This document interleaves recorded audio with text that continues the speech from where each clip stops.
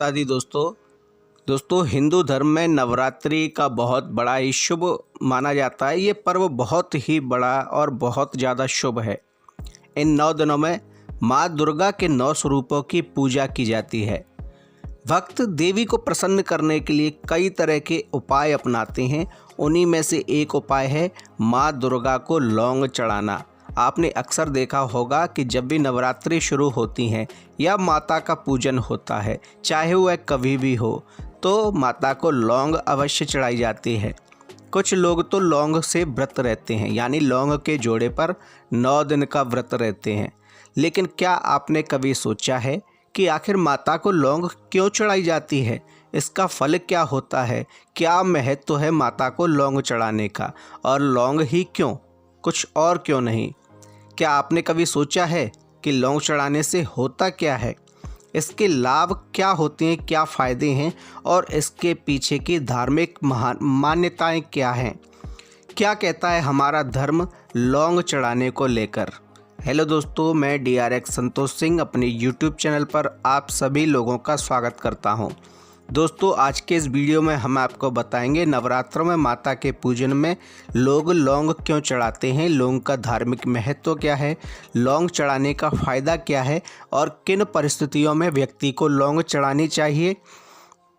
अगर व्यक्ति की कोई मनोकामना होती है तो उसे पूर्ति के लिए भी क्या वह लौंग का प्रयोग कर सकता है। दोस्तों, वीडियो को अंत तक अवश्य देखिए और हमारे वीडियो को लाइक कीजिए। दोस्तों, हिंदू धर्म में लौंग को बहुत शुभ और पवित्र माना जाता है। इसे पूजा पाठ और हवन में विशेष रूप से इसका इस्तेमाल किया जाता है। इसकी तेज सुगंध से नकारात्मक ऊर्जा दूर होती है और सकारात्मक ऊर्जा बढ़ती है। मान्यता है कि माँ दुर्गा की कृपा पाने के लिए लौंग अर्पित करना बहुत ज़्यादा लाभदायक होता है। तो क्या होते हैं इसके लाभ?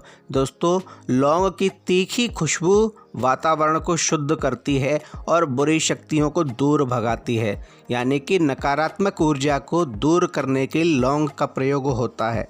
लौंग बहुत ज़्यादा तीक्ष्ण खुशबू वाली होती है और यह ऐसी खुशबू होती है जो बहुत पवित्र मानी जाती है, इसलिए यह वातावरण को शुद्ध करती है। और यही कारण है कि नवरात्रों में लोग लौंग का धुआं करते हैं, लौंग को जलाते हैं, माता को अर्पित करते हैं और उस लौंग के धुएं को अपने घर में होने देते हैं। और यही कारण है कि अगर आपके घर में कोई नकारात्मक शक्ति वास कर रही है तो लौंग के धुएं को वह सहन नहीं कर पाती और वह आपका घर छोड़कर भाग जाती है।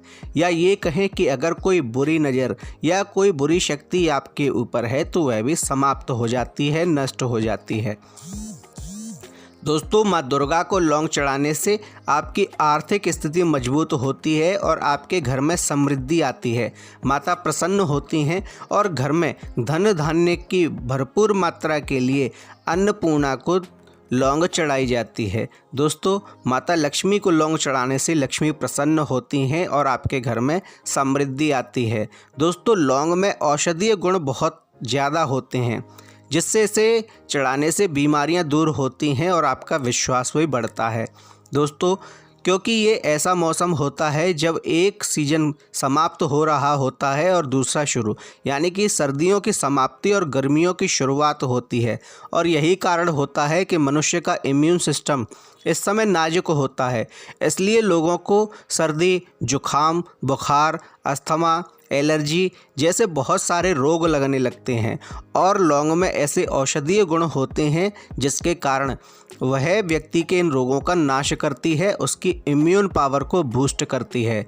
परंतु व्यक्ति अगर लौंग खाता है तो सिर्फ उसी को फ़ायदा होता है, जबकि अगर लौंग को आप जलाते हैं और माता को आप अर्पित करते हैं तो वह पूरे वातावरण में फैल जाती है धुएं के रूप में, जिससे वह वहाँ उपस्थित सभी प्रकार के कीटाणुओं, जीवाणुओं का नाश कर देती है और व्यक्ति की इम्यून पावर को बढ़ाती है।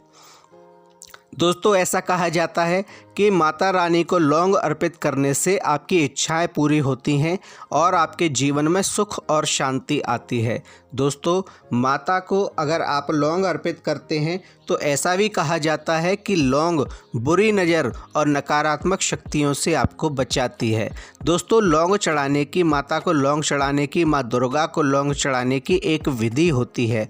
उस विधि के अनुसार अगर आप लौंग चढ़ाते हैं तो इसका प्रभाव आपको तत्काल देखने को मिलता है। इसके अतिरिक्त आपको असली प्रभाव तभी देखने मिलता है जब आप विधि पूर्वक लौंग को चढ़ाते हैं। लौंग को माता रानी को चढ़ाने की विधि क्या है?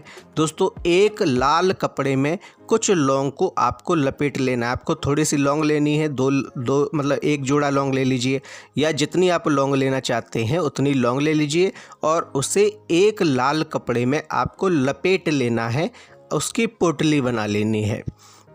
फिर दोस्तों, इस लाल कपड़े को आपको पूजा के समय माता दुर्गा के चरणों में रख देना है और माता का पूजन जिस प्रकार से, जिस विधि से आप देवी माँ का पूजन करते हैं, उस पूजन से आपको देवी माँ का पूजा करनी है। लेकिन आपको ये लाल कपड़ों वाला लौंग का टुकड़ा या लौंग की जो पोटली है उसे माता दुर्गा के चरणों में रखे रहनी देनी है। फिर आप लौंग को घी में भूनकर चढ़ा सकते हैं माता को, या जब माता को आहुति देते हैं, माता की आज्ञारी देते हैं, तब आप इस लौंग के जोड़े को, आपने जो लौंग लिए हैं, इन्हें आप घी में भूनकर आप माता को चढ़ा सकते हैं। लौंग चढ़ाते समय आपके मन में माता दुर्गा का ध्यान होना चाहिए। आपके मन माता देवी माँ जिसकी आप पूजा कर रहे हैं उसका ध्यान होना चाहिए। और अगर आपके पास गुरु मंत्र है तो आप गुरु मंत्र का जप करते रहें, अन्यथा माता का ध्यान करते ही रहें। दोस्तों, नवरात्रि में लौंग के अनेक उपाय भी किए जाते हैं जो कि आपकी मनोकामनाओं को पूरा करते हैं। आपकी जैसी मनोकामनाएं, वह धन से संबंधित है, नौकरी और प्रमोशन से संबंधित है, अथवा किसी ग्रह का अशुभ प्रभाव है या नकारात्मक ऊर्जा है, तो उसे दूर करने के लिए भी लौंग के उपाय नवरात्रि में किए जाते हैं।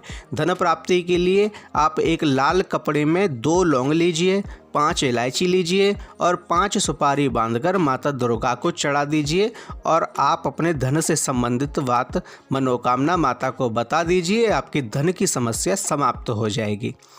दोस्तों, अगर आप नौकरी और प्रमोशन के लिए लौंग का उपाय करना चाहते हैं तो रोजाना लौंग का एक जोड़ा अपने सिर के ऊपर से 7 बार घुमाकर माँ दुर्गा के चरणों में अर्पित कर दीजिए। इससे आपकी शीघ्र ही नौकरी और प्रमोशन के उपाय बनने लगेंगे। अगर राहु और केतु के अशुभ प्रभाव से आप बचना चाहते हैं तो हर रोज शिवलिंग पर लौंग का एक जोड़ा चढ़ाएं। नकारात्मक ऊर्जा दूर करने के लिए घर में रोजाना लौंग और कपूर जलाकर उसकी धूप पूरे घर में फैलाएं। दोस्तों, नवरात्रि में लौंग चढ़ाना एक आसान और प्रभावी उपाय है जिससे माँ दुर्गा की कृपा प्राप्त होती है। यह न केवल आध्यात्मिक रूप से लाभकारी है बल्कि जीवन में सुख, समृद्धि और शांति भी लाता है। इस नवरात्रि माँ दुर्गा को लौंग अर्पित करें और उनके आशीर्वाद से अपने जीवन की समस्याओं का समाधान पाएं। दोस्तों, आपको हमारी जानकारी कैसी लगी हमें कमेंटों में बताएं। हमारे वीडियो को लाइक करें, शेयर करें, कमेंट में जय माता दी लिखें और हमारे चैनल को सब्सक्राइब करें। धन्यवाद।